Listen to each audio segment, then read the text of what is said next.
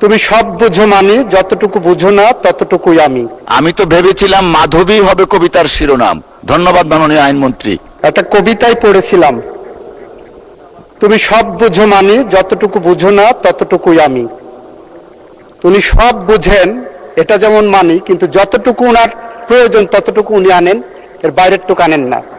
অবশ্যই সংসদের, অবশ্যই নির্বাচনে যাওয়ার জন্যই এই 8 সপ্তাহ বা 7 সপ্তাহ 8 সপ্তাহ সরকার দায়িত্ব গ্রহণের পরে, গত 18 মাসে যখন নির্বাচন হয়নি, আমরা দায়িত্ব গ্রহণ করার পরেই বার কাউন্সিলের নির্বাচন উদ্যোগ গ্রহণ করেছি। এবং সেই ব্যাপারে বার কাউন্সিল একটি স্বায়ত্তশাসিত প্রতিষ্ঠান, আপনি জানেন।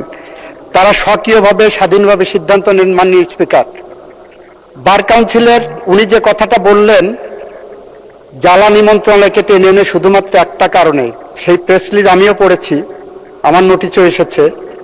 উনি যে জিনিসটা বলেননি সেটা হলো ঢাকা বার সহ বেশ কয়েকটি বার অ্যাসোসিয়েশন থেকে বার কাউন্সিলের কাছে অনুরোধ এসেছে যে তাদের ওখানে এখন নির্বাচন চলছে, তাদের নির্বাচন প্রক্রিয়া সমুন্নত রাখার জন্য, এইটাকে নির্ঝঞ্ঝাট রাখার জন্য, ওই বার অ্যাসোসিয়েশনগুলোর নির্বাচনকে নির্ঝঞ্ঝাট রাখার জন্য নির্বাচনটা পিছানোর জন্য বলেছেন।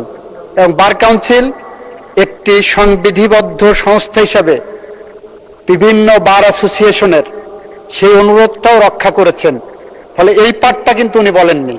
আইনজীবীদের দাবি ছিল বিভিন্ন বার অ্যাসোসিয়েশন, ঢাকা বার হলো বলা হয় এশিয়ার মধ্যে সবচেয়ে বৃহত্তর বার, যেখানে 22,000-এর উপরে লয়া আছে।